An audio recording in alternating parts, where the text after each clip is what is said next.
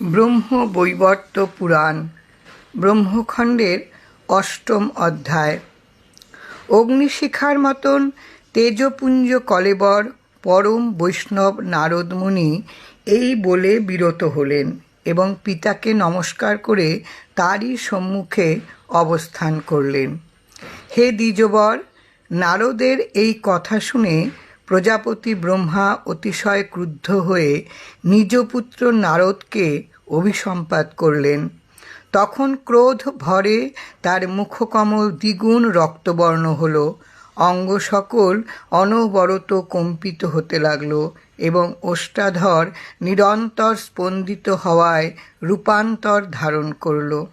তখন ব্রহ্মা বললেন, নারদ, আমার শাপ প্রভাবে তোমার তত্ত্বজ্ঞান বিলুপ্ত হবে।